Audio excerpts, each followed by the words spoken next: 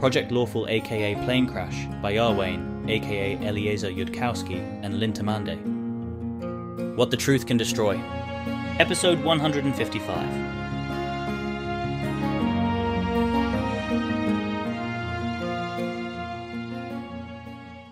And she's here, already being updated on the situation by security.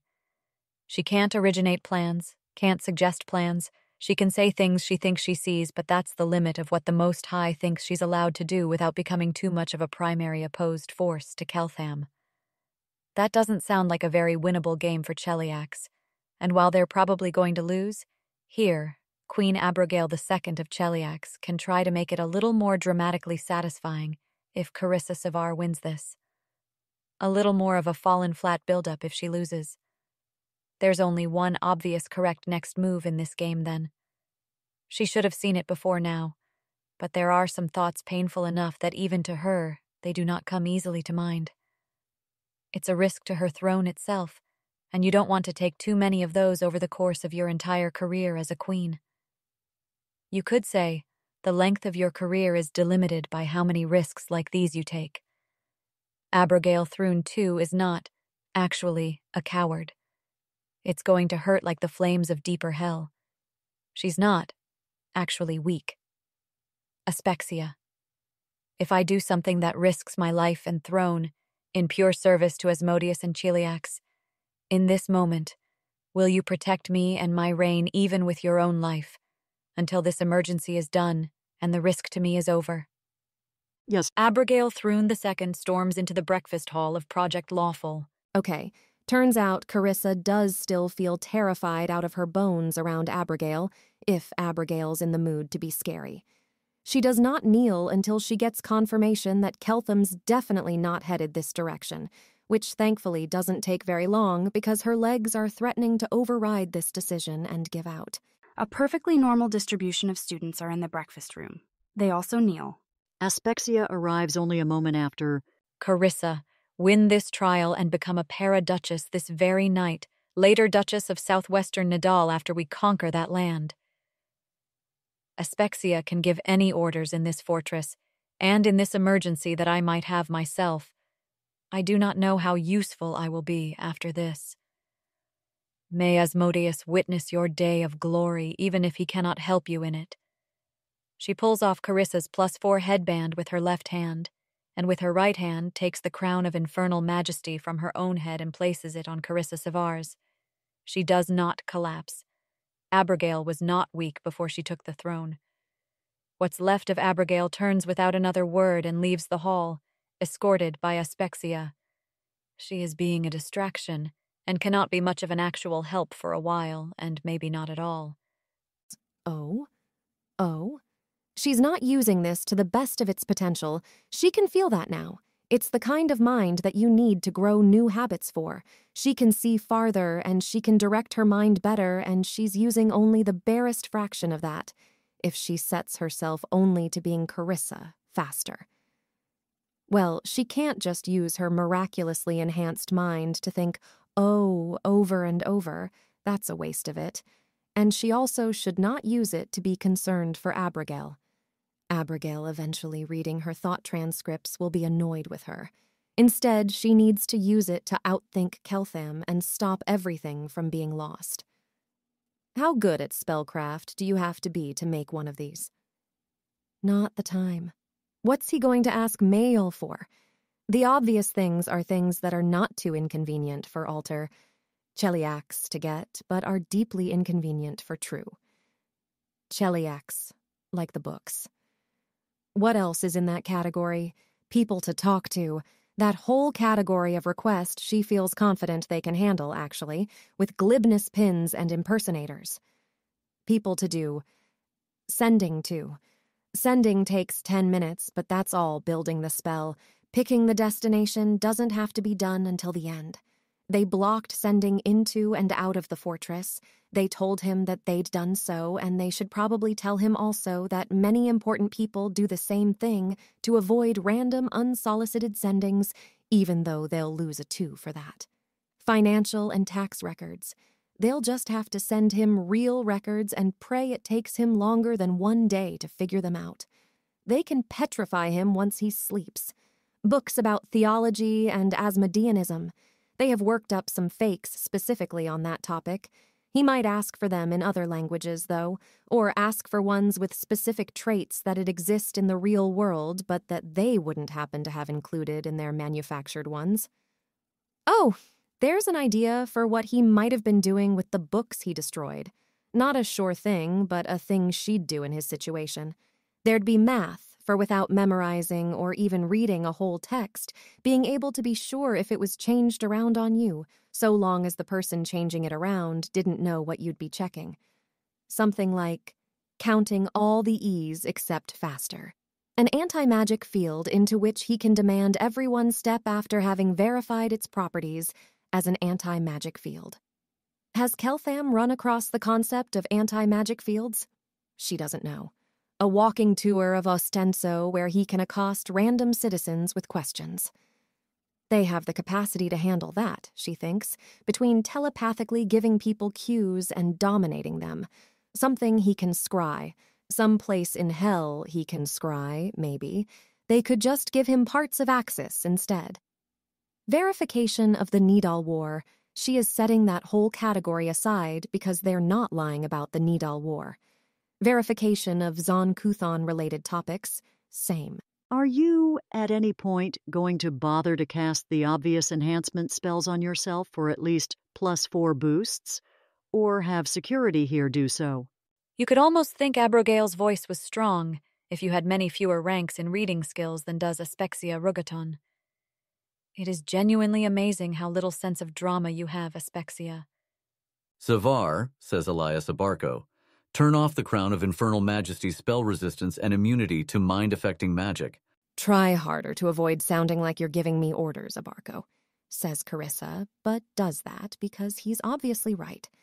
There is absolutely no chance that anyone will let her have the Crown of Infernal Majesty during this operation, while not even mind-reading her to make sure she's not secretly trying to help Keltham win.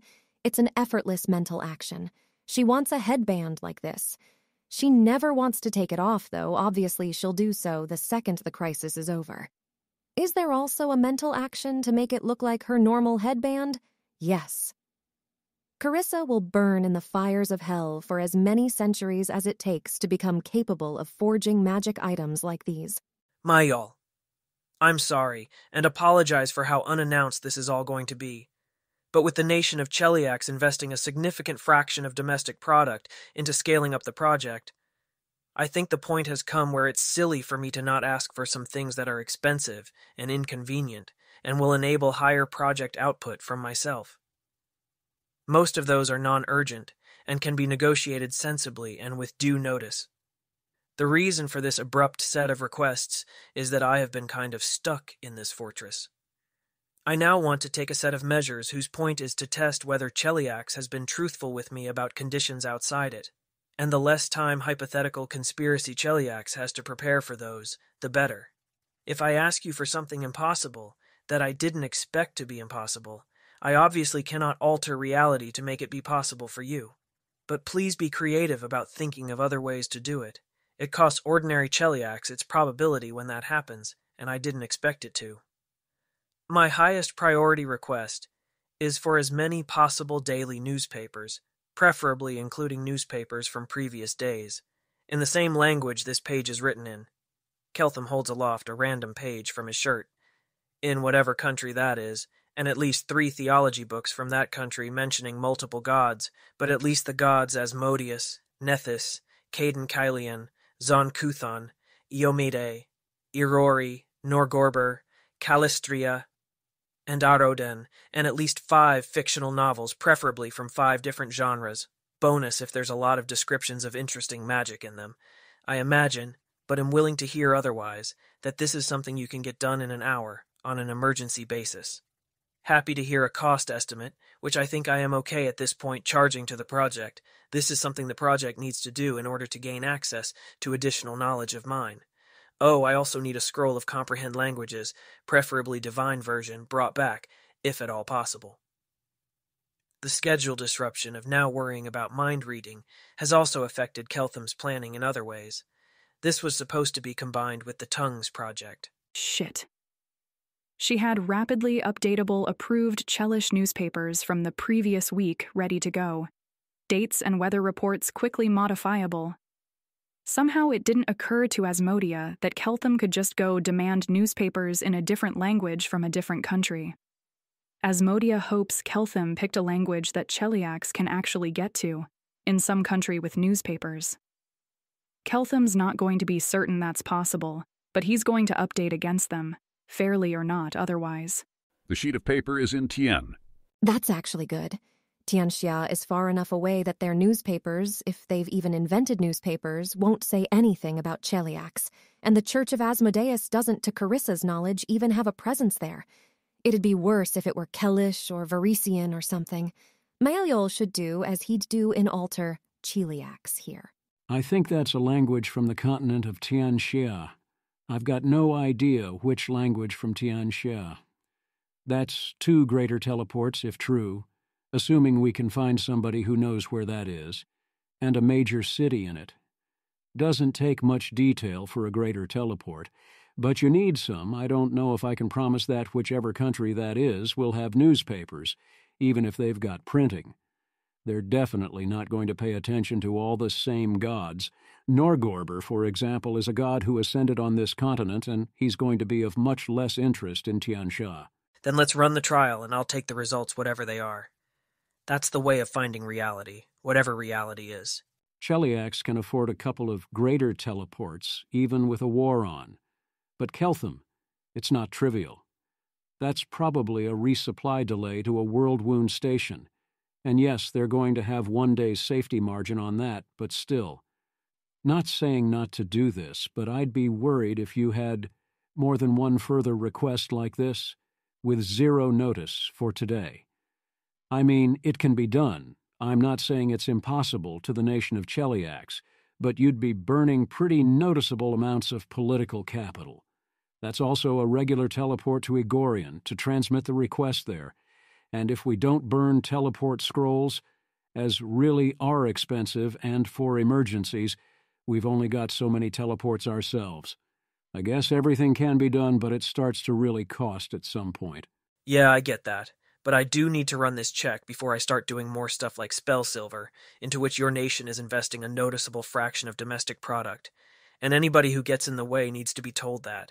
I think I'd expect the Queen or Lurilatha to have common sense on the matter if somebody's being an obstacle about it.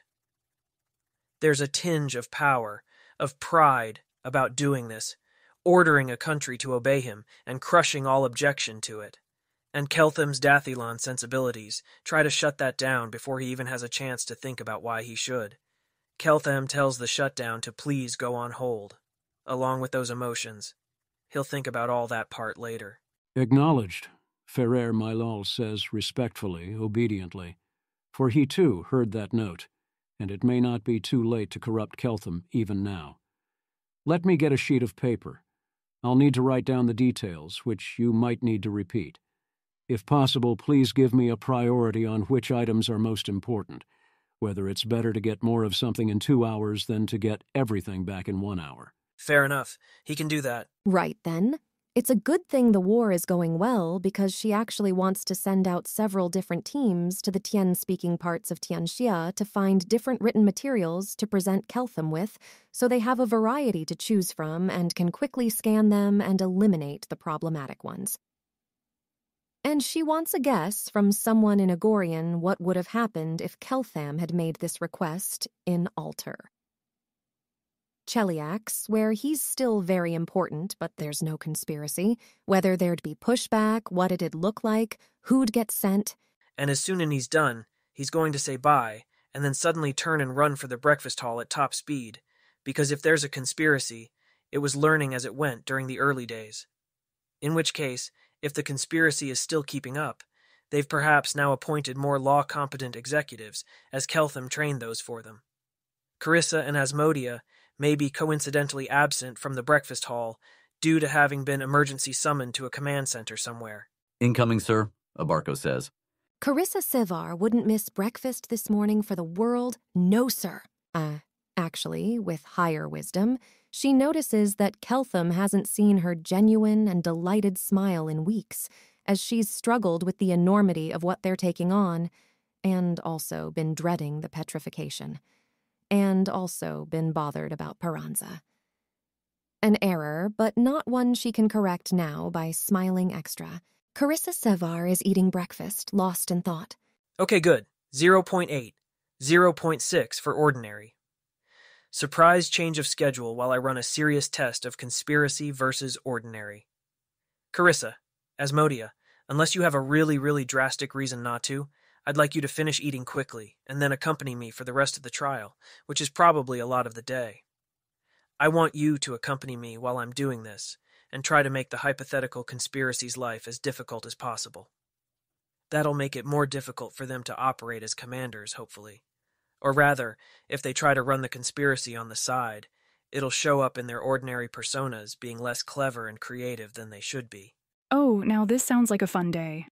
Alter Asmodia says immediately, aided by glibness pin. Good move, Keltham, as measured by the volume of her own internal screaming. This hypothetical conspiracy that presumably we're in? I'd stick us gagged in an anti-magic field, honestly, says Carissa without missing a beat. Security can cast it. That only works if Keltham could cast anti-magic field himself, or tell the difference between a real and a fake one somehow. Or be sure that we weren't modifying the spell description he saw to leave out an at-will target exclusion. I guess it'd be worth some fraction of a bit, but also he has to watch us the rest of the day, and we can't just accompany him while he does whatever. Carissa loves her glibness swords so. Anti-magic moves with the caster, and you can't do an at-will target exclusion on an emanation, even with selective spell. But I admit that if Keltham doesn't happen to recall having read that already, he sure shouldn't take my word for it now. Knocks out my headband, which Keltham should immediately test again in case it was only +6 wisdom the first time. Would've, if you hadn't suggested it. Now he doesn't have to burn an augury on that, which is helpful. And Conspiracy Asmodia may be that much more tempted to suggest tests she in fact wants him to avoid if she hasn't read through that gambit. Though the conditional policy was real, Keltham does not lie. While this exchange was occurring, Ione has noted that Altair Ione wants to know why she's not in this group and has requested orders. She's just filling her own plate. Altair Ione clearly saw something interesting was going on with Keltham's request and made haste to breakfast to see if any socially known interesting things had happened.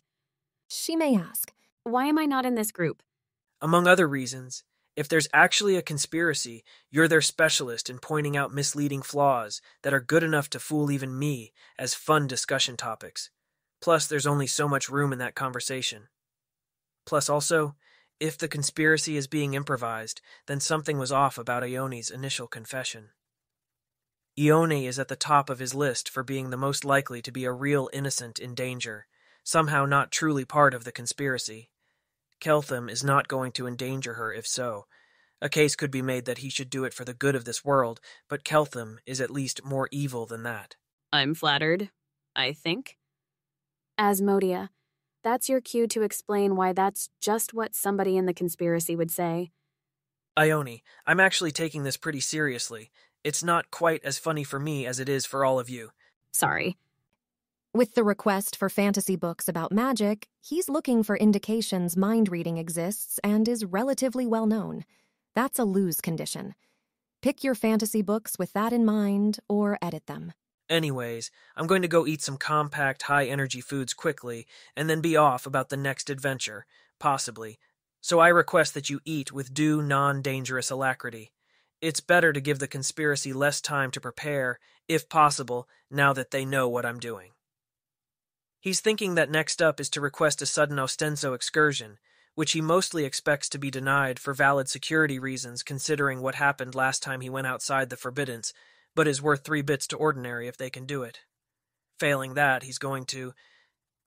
This thought is successfully shut down. She was already almost done eating, by the food on her plate, and, of course, in reality has a ring of sustenance.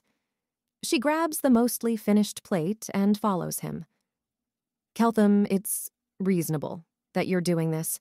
Even if there aren't many worlds with conspiracies, it's worth there being fewer of them, And at least to my sensibilities, you aren't being obnoxious about being very sure. Ostenso expedition, allow it.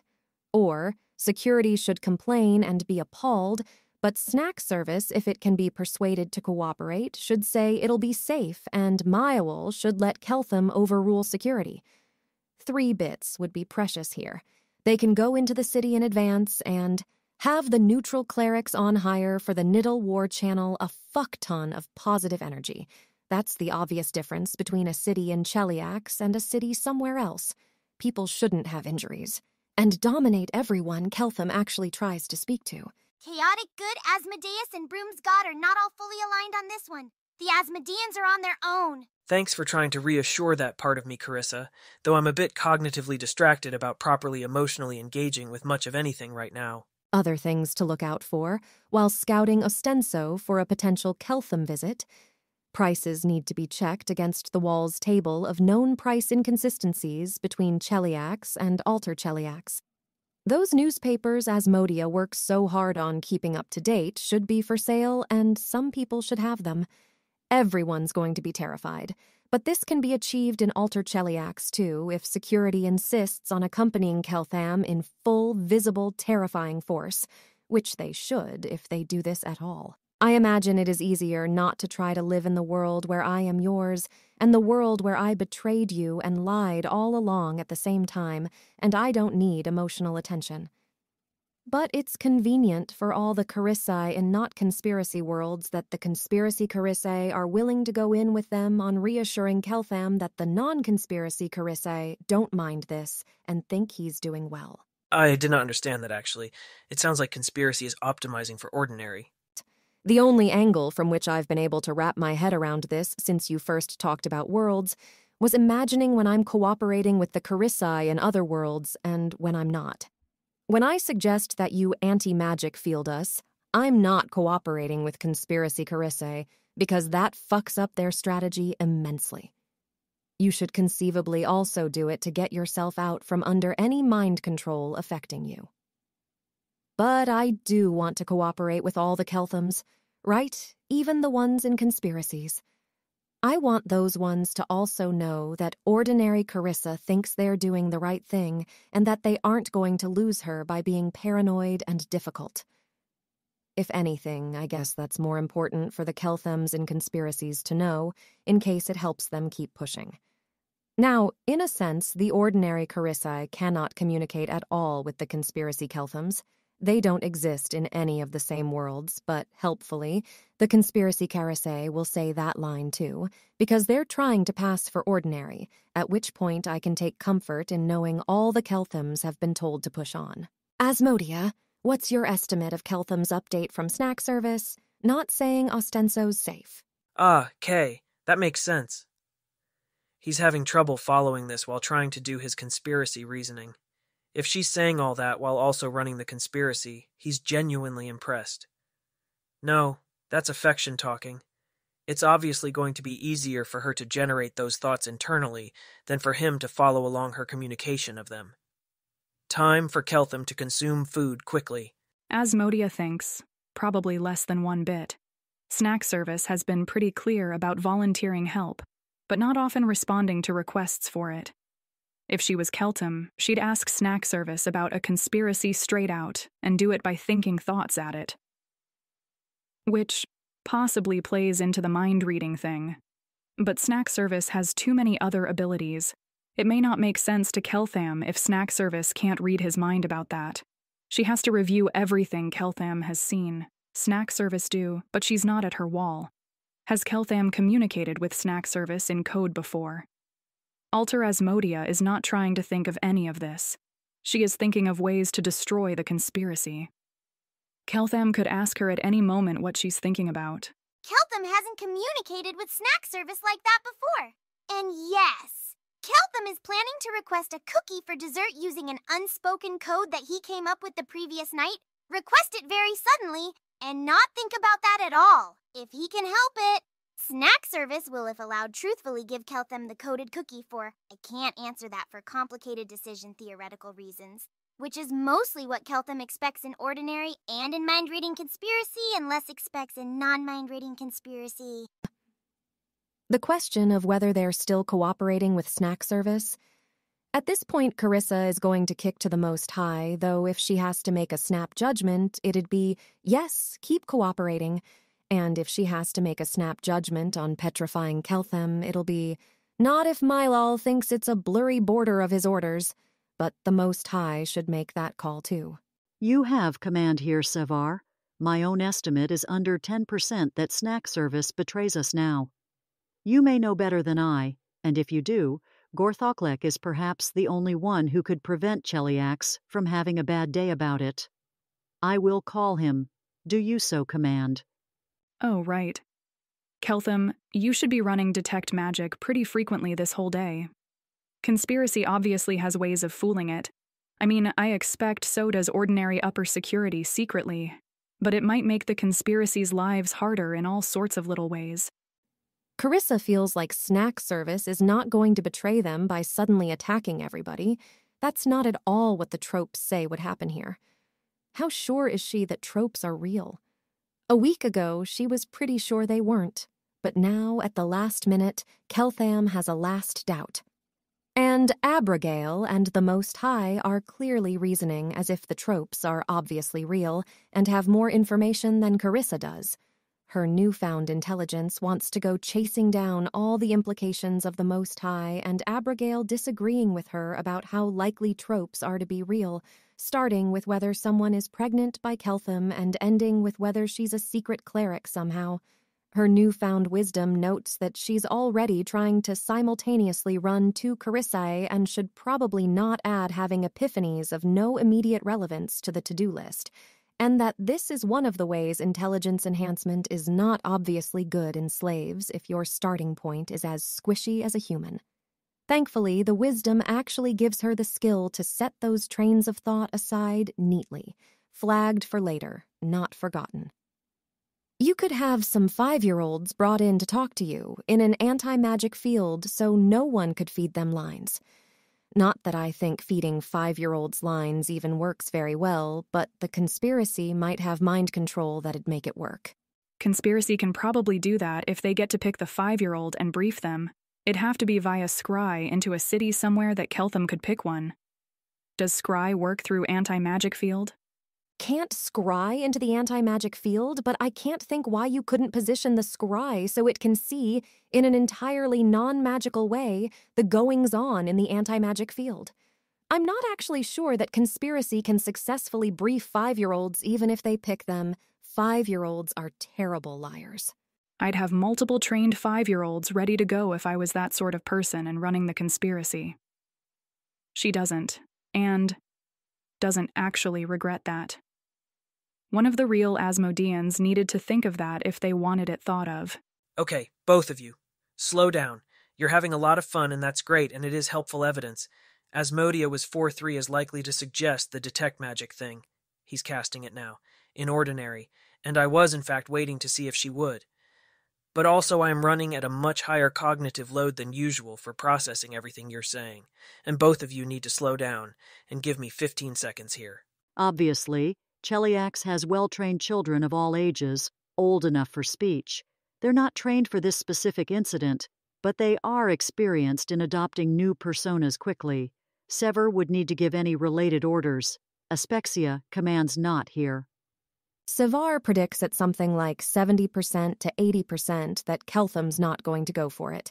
Not suspicious enough for the desire for a bit more information to overrule his Dath Ilani sensibilities about involving children in things, and that he'll update that they can interfere in some way with anti-magic fields, which they can't, so it doesn't seem like a dangerous direction for him to be looking in. That said, they should go ahead and brief the kids. It's not that costly. She waits a patient 15 seconds and then says, "So, demand Cheliax bring you a kid with pox scars and misaligned ears, or not those specific things, but visibly identifiable things that occur at about that frequency in the population. They can't have trained that many 5-year-olds. Asmodea considers the question of whether they've got spells to quickly produce pox scars. Alter Asmodea says, "Blunder, Sever. I'm not sure if I'm supposed to point out why. Okay, seriously, slower than that. You're supposed to point it out, Asmodia. I already know what I say here. You saying it doesn't change anything. Carissa, give me a few rounds to analyze what Asmodia says, or nod, or something, before you respond. That test is cheap and easy to pass for ordinary Cheliacs. If you look at it from the perspective of a Dath Ilani possibly inside the conspiracy, who isn't sure exactly what kind of magic exists, wondering if that test means that they've got to find some quick way of adding pox scars to 5-year-olds, it forces Keltham to say, Keltham? I'm not going to use any children in these tests. It's not particularly likely that whether or not I can do this is going to boil down to my ability to use children in tests. Even if that was more likely, I'm not so good that I'd have to do that just because it was the right thing for the larger world. It's not really a blunder, Asmodia. It doesn't disadvantage Keltham's interests to remind him that he has to say that. I just straight up hadn't thought of it. Is Carissa supposed to know that? Yes, but so is Conspiracy, Carissa. It doesn't particularly advantage them to have Carissa blunder and Asmodia point it out. It's not like their goal is to protect kids, on most conspiracy probability mass. Every exchange that doesn't leak 2S is a win, since they only have to make it through to tonight. Does that also rule out my next idea, which was going to be to send someone to Absalom or Kathir or Corentin or Quantium and scry them while they go around asking people questions? Because kids'll obviously swarm them begging. I'll think about it. For what it's worth, I don't think I'd have that many trained kids ready to go, unless the world is 1,000 times larger than Keltham has been told. I don't think Dathalani rules, or Keltham's version of those, say he's supposed to hide for the rest of his life, because if he leaves and goes to a city, where there'd obviously be kids, the conspiracy might have an incentive to... I guess if there just wouldn't be any such thing as beggar kids in the first place, except for the elaborate lie the conspiracy is using where beggars exist. But then the conspiracy wouldn't necessarily expect Keltham to realize they might be producing beggar children for him, because a Dathilani doesn't easily think that way, and in that case, the beggar children were produced already, to be ready for him, so it doesn't make a difference if he goes ahead and visits. Or is saying that the beggars were produced already bad decision theory? I don't think I really appreciated up until now what it must be like to have that much uncertainty about which world you're inside. I'm trying to figure out what the conspiracy looks like to Keltham, and I'm obviously not allowed to ask him, and it's just a lot of uncertainty, though he's had longer to think, and would have maybe narrowed it down more than I have. Thinking about complicated meta, pause. Is Asmodia trying to prompt him into thinking about his current conspiracy forecasts for mind-reading purposes? Probably not. The mind-reading conspiracy knows he's wary about that possibility, that the reason why he doesn't know what the Detect Intelligence spell does, the same way he knows the effects of Detect Wisdom anxieties and Detect Splendor desires, is that the third member of the trio is declarative beliefs or something, and they blocked his god from giving that one somehow. Something like spell immunity that excludes a single spell from clerics? Of course, if Keltham reasons too much about how the mind-reading conspiracy should know better, they know he's reasoning like that, and are more likely to do it, so there's probably a self-referential equilibrium around, call it 1.1x for conspiracy over ordinary. Oh, fuck him. Alter Asmodia legitimately hasn't thought about Keltham thinking he might be getting mind-read. She was told to start thinking about this like a minute ago. Alter Asmodia actually just said that. Very minor blunder, Asmodia. I'm worried about the world where they've got mind-reading magic being used on me, so please don't say things that sound like they could be prompting me to think about info the conspiracy wants to know. Oh, sorry. It wouldn't surprise me if magic like that existed in ordinary somewhere. It'd just be above my access level probably by a lot, so very good point. Lead hat. Oh, if not for the brain damage. But remember that emanation divination spells, which mind reading would be if it exists, are blocked by a thin sheet of lead or an inch of iron. Wearing a helmet an inch thick sounds miserable. I think if I was worried about mind reading, I'd put Lady Avaricia in charge of checking if other metals on our elements table have the divination blocking effects of lead. Okay, I'm going to put on hold figuring out how weird it is that the alleged simple solution risks brain damage. What with my having only the conspiracy's word inside the conspiracy worlds that it's even a solution. Though I guess that blocking emanations was previously listed among problematic uses of element 82. Everybody just pause. I am going to finish eating, then go to Mayol's office with you to ask about a thing. We can have the free-form suggestion session later. Right now, doing the things that I thought of before the conspiracy can react to them is the priority. Anything you suggest is something the conspiracy has had unlimited time to prepare for. Keltham's thoughts show that he's been reminded to ask for a scroll of whatever Carissa used to determine his intelligence right after he arrived in Galarian. They have a lie prepared for that. The spell Carissa used is Second Circle. Here it is. It just detects intelligence. He's welcome to try it.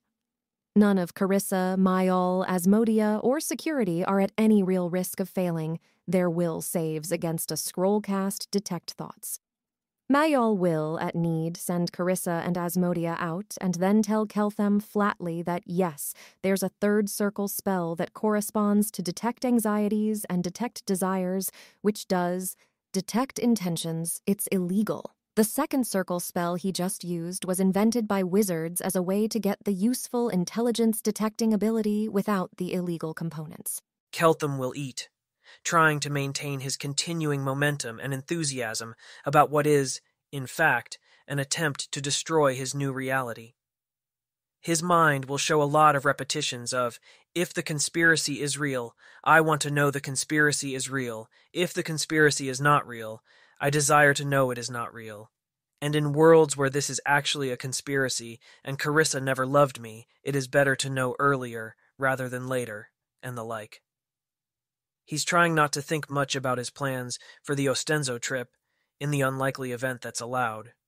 His mind briefly thinks something about Ostenzo Academy, and then deliberately thinks about how he's trying to throw out some false thoughts to confuse the conspiracy, and sometimes thinks, this thought, after both the accidental thoughts and the deliberate ones, and then he successfully refocuses his attention on the food and how much he doesn't want to lose Carissa. His thoughts will also briefly cover how he's not even thinking, honestly hasn't thought about it, about whether making a hard try that ends up finding no conspiracy would be enough info for him to think about kids. He is not that absolutely confident that tropes don't exist. Probably the Ostenzo trip is a bad idea, but in addition to the 3 bits, it also buys them several hours. Carissa is torn. Corva's manning the wall. Can she work up a list of divergences between Ostenso and a similar city in Taldor, and her best projection of Alter Ostenso? When Keltham tests detect intelligence, Carissa's needs to reflect her expected +4 and not her current +6. She could have herself dealt 2 points of intelligence damage, temporarily, or swap the headbands out. This is painful to think about. Aspexia is utterly confident of her ability to bestow a curse that precise if none of the other clerics here have the spell prepped and are confident of their own skill. Asmodia can feel a tiny note of terror in herself about the Ostenso trip. Why? It's huge, chaotic, hard to plan. That, obviously, from Keltham's perspective, is the point. But it doesn't account for why he'd think conspiracy was 8 times less likely to. If ordinary probably won't go for it, maybe Keltham assigns 40% to that, so then he'd have to assign 5% to conspiracy. Asmodia is an idiot. Either Keltham planted that thought for them to find, or he actually is that confident that this is an incredibly terrible idea for the conspiracy for reasons the real conspiracy hasn't seen. Ostenso trip tomorrow. That's the solution. Keltham doesn't have any reason to think tomorrow's lots better for the conspiracy than today, and there are obvious reasons even ordinary would want to wait a day, so security can have their spells prepared and additional security made available. And that gives them an entire year to figure out why the trip is so dangerous and, if necessary, to completely rebuild Ostenso. Can Alter Cheliax really not secure a spontaneous version of that trip right away? If Keltham is calling in nation-level favors on it? If it's possible to do it tomorrow, There might literally not be any high-level wizards or clerics with the requisite spells to make it safe, since they prepare their spells in the morning and already did so. It's not like greater teleport, which you have other reasons to prepare. You'd probably want teleport trap to stop people teleporting in, which is 7th circle wizard and not prepared routinely, and plausibly shield of law or something, which is cleric 8th. Actually, Carissa is delegating to the Most High and whoever is the most senior wizard now on site, thinking of the spells that their alter selves would use to make an Ostenso expedition safe. Acknowledged. Done with breakfast, off to Mylial's. He really wishes that mind reading. Conspiracy hadn't picked up this much relative probability mass. It's going to make the whole day harder and less fun.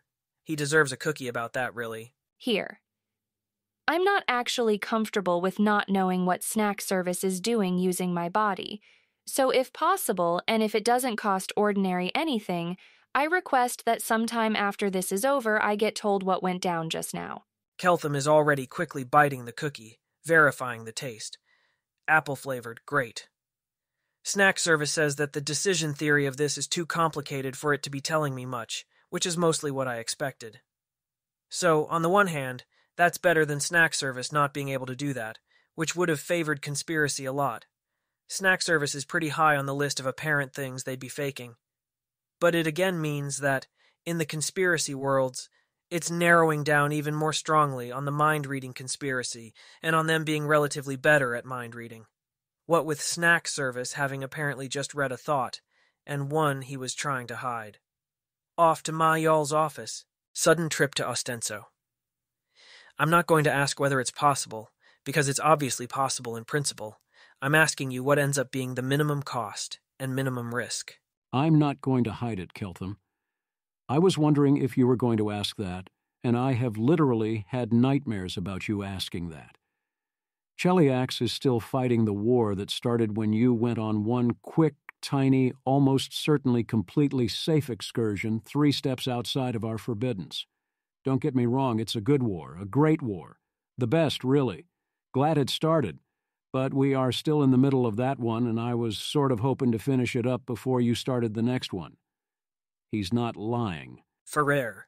The main risk here is that this project is cursed by Pharasma, with respect to what happens whenever anything like this goes down.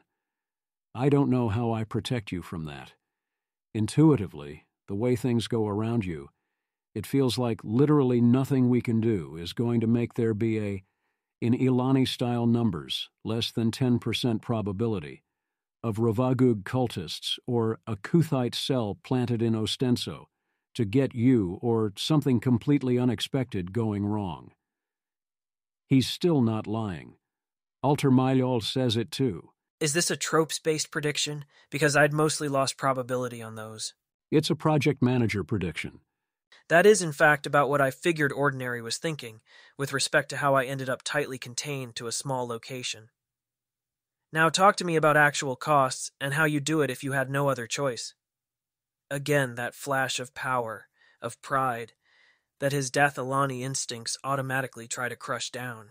Even if we trust the interdiction to keep out most of the gods, it's not impossible that multiple countries have localized something interesting down to the Ostenso region. The fact that Nidal invaded a site somewhere around here to kick off the war and the God War, that's something news has spread on, even if not about Project Lawful specifically. There's dangerous things in the world that aren't gods, Keltham, that Broom's god isn't keeping out. Subirax isn't here to fight them off. She's here to die after, hopefully, longer than half a minute, so reinforcements have time to get here. If there's any shape-changed ancient dragons who decided to pass one of their endless years in Ostenso, just waiting to see if the cause of the God War happened to pass by their tea shop. I mean, there are ancient dragons with whom that'd be fine, but a lot with whom it wouldn't be. Just trying to protect you against a kidnapping cell planted by a Taldor duchy, but one that has the ability to call in reinforcements to grab you. Takes 8 the circle shield of law on you, ideally 8 the circle. Mind. Blank on you if you can give us a wide area that's something like 160 foot by 160 foot 10 minutes in advance. we can put a teleport trap on the region, and if we can't, then I'd like to know how we're supposed to defend against somebody calling in a nation-level strike force that shows up standing next to you. I can run this past more experienced officers in Igorian, but I mostly expect that our 8 Teach Circle casters literally do not have those spells prepared today. And yes, I realize that doing it tomorrow gives everybody in Ostenso time to rehearse a story. What's the Queen do when she wants to travel? First of all, Abigail Thrun is an 8th Phase Circle sorcerer herself, and literally one of the 5 most powerful casters in Cheliax. Second, she mostly stays in her well-protected palace. Third, when she leaves her palace, she teleports directly to somewhere else that's very protected. Fourth, if she was violating those rules, she wouldn't do it on less than a day's notice. Conspiracy Asmodia already has everybody in Ostenso prepped with a story. She's insulted that you think giving her an extra day of prep time is going to make a difference to her. I actually don't think she does. Ostenso is a port city. There are ships arriving from all over the world. There's no way Conspiracy is stopping them all at the docks to brief them. Unless Conspiracy rules the whole world, I guess, or at least the whole Inner Sea. You underestimate Conspiracy Asmodia.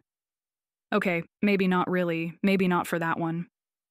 I don't know, I'd need a minute to think about how I'd handle that, and Conspiracy Asmodia has literally had weeks. Is she any better at the ships thing if Keltham visits Ostenso tomorrow instead of in 1 hour? I guess she knows which ships are coming in and can try to spend the next day briefing or mind-controlling them all. It'd have to be mind control, actually, unless the Conspiracy controls the whole Inner Sea. But that's still thousands of people, and Taldane and Cottarin merchant ships have their own ship wizards, and it'd be an enormous provocation to use illegal mind control spells on their nationals. They might declare war about it. I think it narrows you down to Conspiracy controls the Inner Sea, or Conspiracy immersively controls your sensory inputs, or ordinary. Maybe with a day you could kick everyone out, close the port to foreign nationals on some plausible excuse, and get some fake foreign nationals in their place. I would need to see the port to guess if that'd work, which means Keltham has to assume it would. You couldn't fool anyone who knows anything about ships, but Keltham doesn't.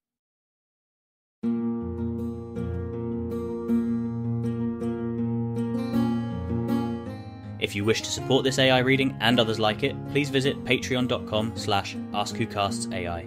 Any help is appreciated. And thank you to executive producer John Doe 7776059.